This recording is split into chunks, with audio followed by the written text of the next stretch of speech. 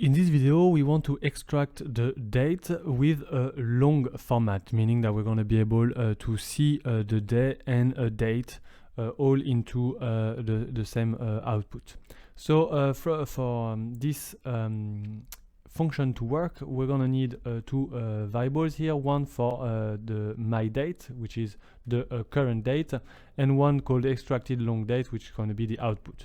So first we're going to set the current date and time with myDate equal now, and then we're going to display it initially in a message box.